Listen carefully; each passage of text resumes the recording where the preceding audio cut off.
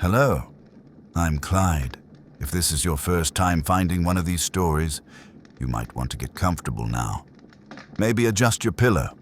Maybe pull a blanket up just a little higher, the way you do when you think you won't need it. But you probably will. I travel through time, more or less by accident, and I tend to end up doing very unimportant things in very important places. I wait. I sit. I watch. I listen. I stand in lines that take a long time to go nowhere in particular.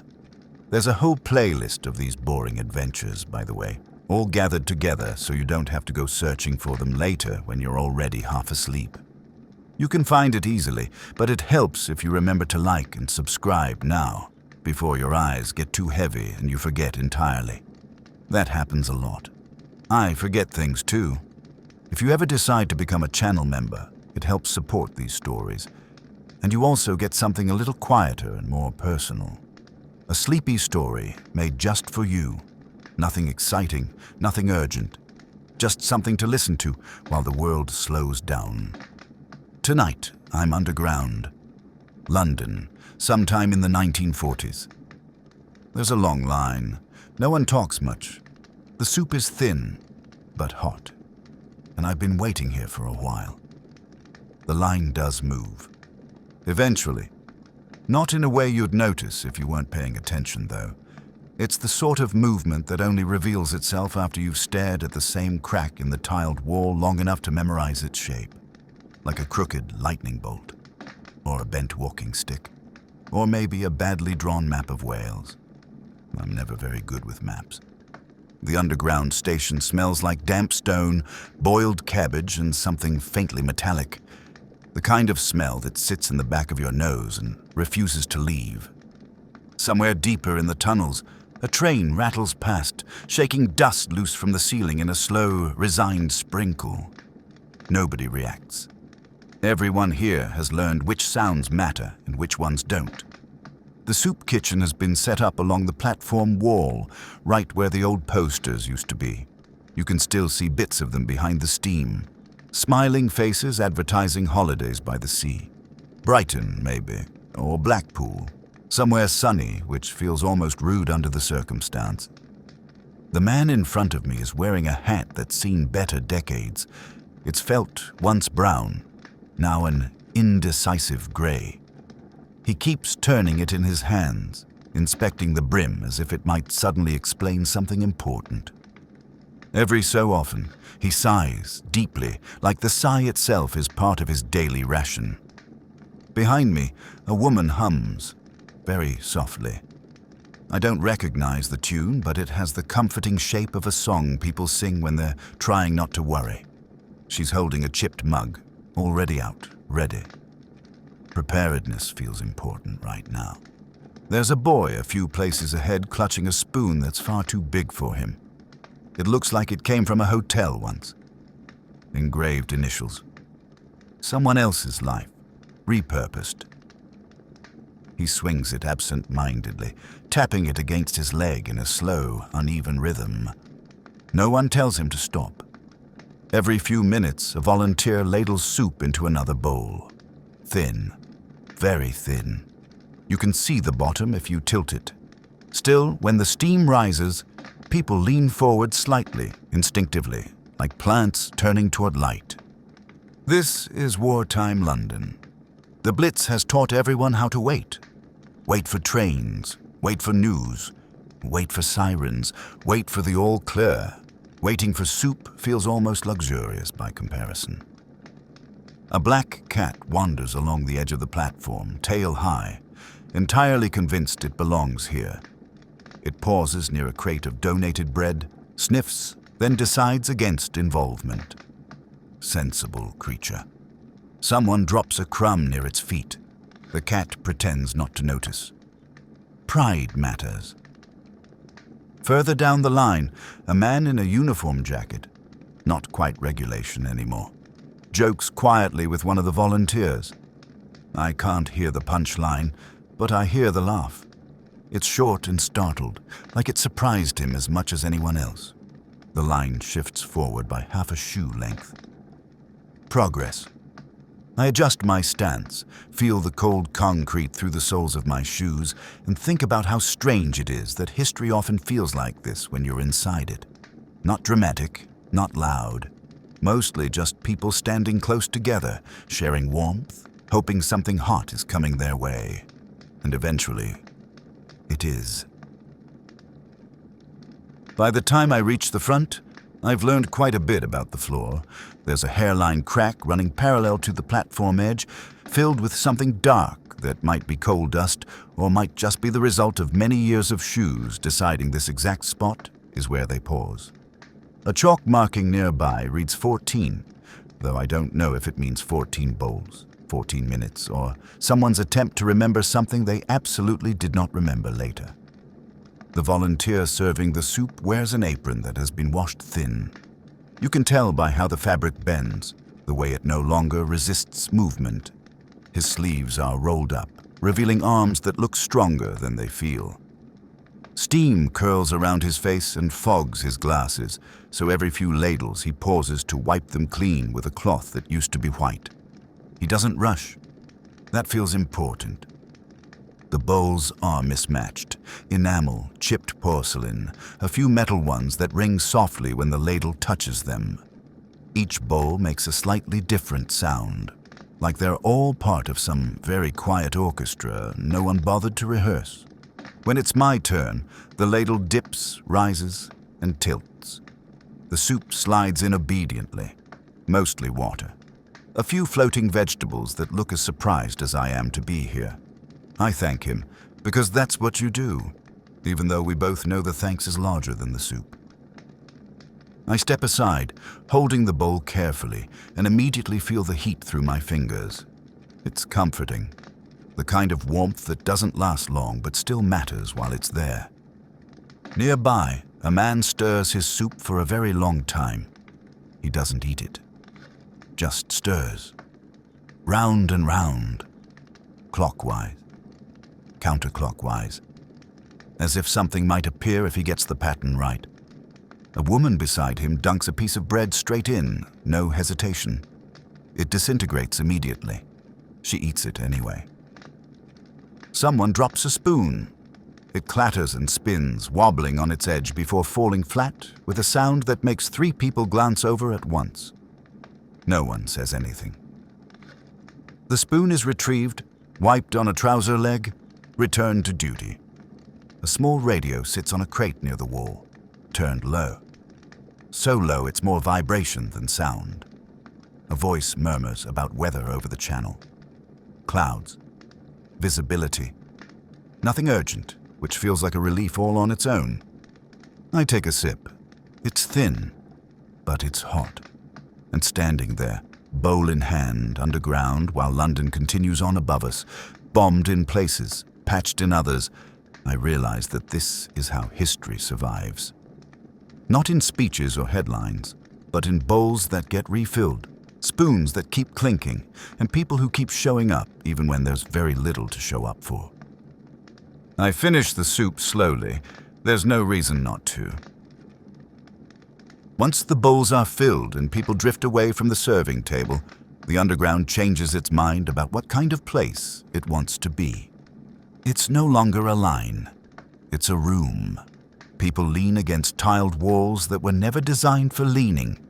Someone sits directly on the platform edge with their feet dangling down, swinging slightly, as if a train might still arrive and politely stop short. It won't. Everyone knows that. The habit remains. The sounds soften. Spoons scrape gently. Someone clears their throat and immediately looks apologetic about it.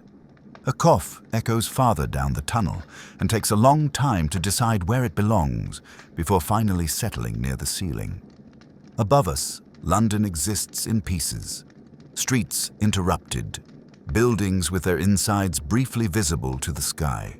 Somewhere, someone is sweeping glass into a neat pile because that's what you do when there's glass on the floor, no matter how it got there. Down here, a man reads a newspaper that's been folded so many times it's become more creased than paper. He reads the same paragraph repeatedly, I think. Either that or the news has stopped changing, which wouldn't surprise me. A woman nearby knits, slowly. No rush. The yarn is an odd color, something between gray and green. And every few stitches she pauses, counting silently, lips moving just enough to notice. She unravels one row and starts again without any sign of frustration. Practice has made this easier. The black cat has relocated. It now sits beneath a bench, loafed neatly, eyes half closed, absorbing warmth from the gathered bodies. A very old man offers it a tiny corner of bread. The cat considers this carefully, then accepts because generosity should be rewarded when possible. I take another sip of soup. It tastes exactly the same as the last one. Consistency is comforting. Somewhere deeper in the tunnels, the rumble of a train rolls through. Not close enough to matter, not far enough to ignore. The sound presses against the walls, then fades, like a reminder that movement still exists in the world, even if none of us feel like participating right now. This is how waiting stretches time, not by making it longer, but by filling it with small, unimportant things that slowly add up to something steady. I stand there, bowl empty now, hands warming around it anyway, and let the moment do what it does best. Nothing much at all. After a while, people begin to rearrange themselves without ever agreeing to it. Someone stands so another can sit. Someone sits and immediately wishes they hadn't, then stays anyway. The benches along the platform were not built with comfort in mind. They were built to be waited on, which is an entirely different philosophy. I wander a little, bowl still in hand, because holding something gives the hands a job and keeps the mind from inventing new ones. Along the tiled wall are posters, or what's left of them. Layers upon layers. Paper laid over paper laid over paper. Each generation convinced it would be the one that lasted. A corner curls back to reveal a flash of blue sky from an old seaside advertisement. A woman in a bathing suit smiles confidently at a future that did not arrive on schedule. Someone has penciled a mustache onto her face. Further down, another poster promises savings bonds. Do your part. It's faded just enough that the letters blur together, turning duty into decoration. A young man studies it seriously, as if it might give him instructions beyond the obvious. He nods once, satisfied, though I'm not sure why. There's a family tucked into an alcove meant for electrical equipment. They've made it cozy with blankets and a thermos. The smallest child, wrapped up so tightly they resemble a parcel, is asleep despite everything, especially because of everything. Sleep finds ways. A pair of soldiers lean against a column, boots crossed, helmets off. They argue quietly about a football match from years ago. Neither of them remembers the score correctly. This does not stop them from continuing. Somewhere, water drips. Slowly. Plink. Plink. It lands in a shallow tin someone has placed beneath it, turning the leak into a metronome. Time measured in droplets feels appropriate down here. I pause near the edge of the platform again, staring into the dark where rails disappear. There's a draft that smells faintly of oil and cold air from places that don't want to be named. It brushes past like a thought you decide not to finish. This station has become a small, temporary village. People won't remember each other's names. They won't remember exactly how long they stood here, but they'll remember the feeling of being held underground while the world rearranged itself overhead. I finish walking nowhere in particular and stop again because stopping seems to be the theme. Sigh, and for now, it works. There's a particular kind of quiet that settles in after people decide nothing urgent is about to happen.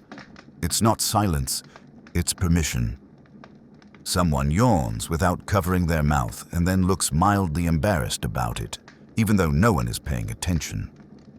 A woman rearranges a blanket around her knees 3 separate times, each adjustment smaller than the last, until the blanket finally agrees to stay where it's put. I lean against a column that still bears faint chalk marks from an air raid warden's notes. Arrows. Times. Something circled twice. The chalk has smudged, softened by sleeves and coats and years of people brushing past. Whatever it once meant, it means something else now. Mostly reassurance. A man nearby tells a story very quietly about a shop he used to visit on Tuesdays. He can't remember the name of the shop or exactly where it was, but he remembers the bell on the door. He imitates the sound with surprising accuracy. Someone nods, deeply moved by the bell, though they never knew the shop. Across the platform, a kettle has been placed near a small burner. No one seems officially in charge of it. Somehow, it continues to exist anyway. Cups appear. Steam rises. Order emerges without instructions, which feels like a small miracle. I notice how often people glance upward, not fearfully, habitually, listening for sirens that aren't there, listening for a change in the air. Even underground, the sky has opinions and everyone knows it. The cat relocates again, stretching elaborately before settling near the warmest cluster of boots. It yawns, displaying a complete lack of concern for global events. This feels like a useful lesson, though I'm not sure how to apply it. I take a seat at last, bowl resting empty in my hands, and let my shoulders drop. There's a sense down here that time has slowed just enough to be held, that nothing is expected of you beyond being present and reasonably polite. Somewhere above us, a city is holding its breath. Down here, we're allowed to exhale. Once you've been underground long enough, you start to notice what everyone brought with them. Not the obvious things. Not coats or shoes or the bowls and mugs that keep circulating like they belong to the station now. It's the other things. The things that don't take up space, but still need somewhere to sit. A woman nearby keeps checking the clasp on her handbag. Open, closed, open again. Inside, I glimpse a bundle of letters tied with string. The string is fraying, but it's holding. That seems important. Across from me, a man has a violin case propped carefully against his knee.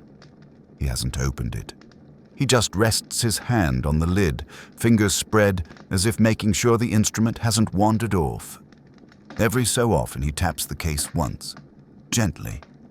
Not a rhythm, more like a reassurance. Someone farther down the platform has brought a bird cage. It's empty. The door swings slightly with the draft, clicking softly against the wire. No one asks about the bird. No one needs to. A young couple whisper to each other about nothing in particular. Tea, a bus route, whether Tuesdays always feel longer than other days. Their heads lean together, and for a moment, the world shrinks to exactly the right size. I shift the bowl in my hands, noticing a thin crack near the rim that I hadn't seen before. It must have been there all along. I wonder how many other hands have held it and what they were thinking while they did. Soup leaves stories behind if you let it. The man with the newspaper folds it at last, carefully smoothing the crease. He tucks it under his arm like something he plans to keep, even though tomorrow's paper will say entirely different things. Overhead, the lights hum softly. Steady. Reliable. The kind of hum you stop noticing once it becomes part of the air. This station is full of people carrying invisible luggage. Grief. Hope. Lists of things to remember when this is over. I sit quietly among them, holding my bowl, carrying nothing urgent at all. And somehow, that feels like enough. At some point, the idea of time starts behaving differently. It doesn't stop. It just rearranges itself. A man checks his wristwatch, then checks it again a moment later as if the watch might have changed its mind. He nods, satisfied, though nothing appears to have been resolved. The watch goes back under his sleeve where it can't be argued with. Nearby, someone is quietly teaching another person how to play cards using a deck missing 2 queens and a corner of the 6 of hearts. The rules are improvised. The stakes are non-existent. The game continues anyway, which feels like the correct decision. The hum of the lights blends with distant train noise until it's impossible to tell which is which. The sound settles into the background of your thoughts, like rain you only notice when it stops. I lean my head back against the wall and let my eyes unfocus slightly. The tiles blur into soft shapes. White becomes cream. Cream becomes shadow. Somewhere in that blur, I imagine the city above us.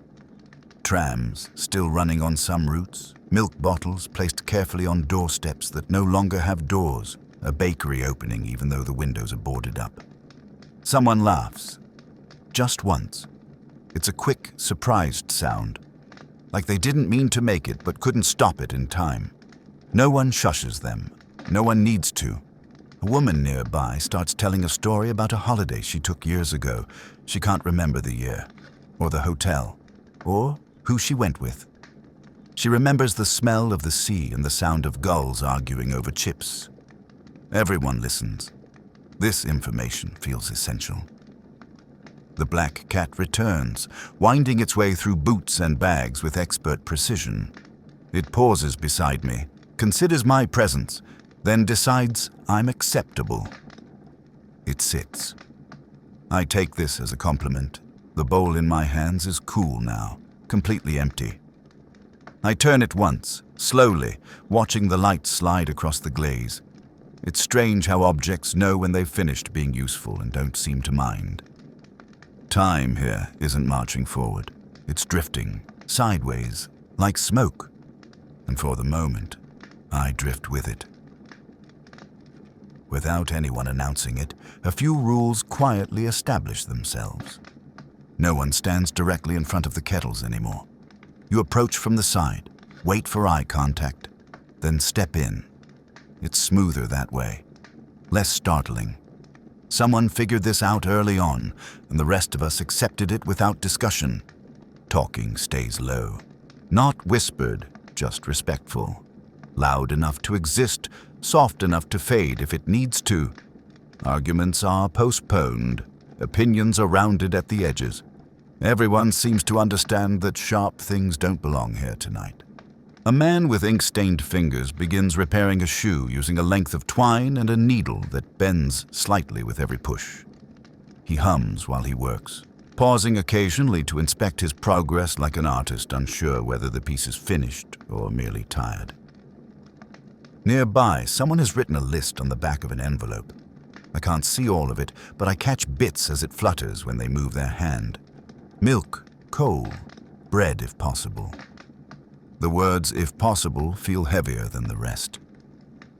A woman dozes with her head against the wall, hat still on, hands folded carefully in her lap as though she might be called upon to stand at any moment. She doesn't move when someone steps around her. She's learned how to sleep lightly, like a cat. I'm impressed. The card game continues, though the rules have drifted even further from anything official. Someone wins. Someone else disputes it half-heartedly. The dispute dissolves into laughter before it can form a point. I notice how often people say, "Thank you" down here. Not loudly, not ceremoniously, just small, frequent thanks, handed out the way you'd pass a cup. Casually, sincerely, without expecting anything in return.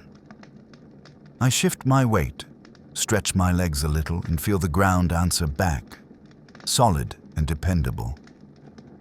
There's comfort in knowing exactly where you are, even if you don't know when you'll leave. This place has become gentle, not safe exactly, but careful. And sometimes, careful is enough.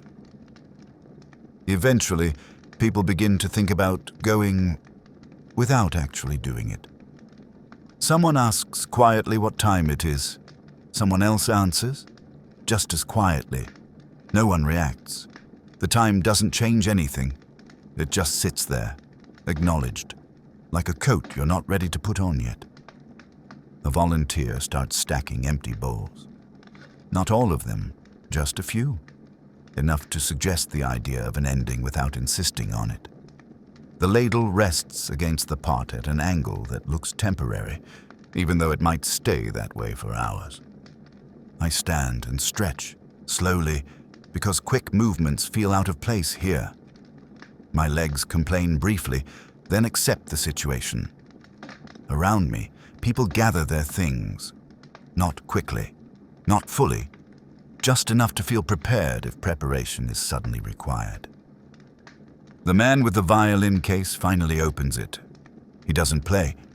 He checks the strings, tightens one peg, loosens it again. Satisfied, he closes the case with care and leans back. Decision made.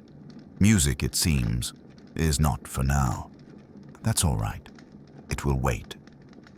The woman with the letters reties the string around them, double knotting it this time.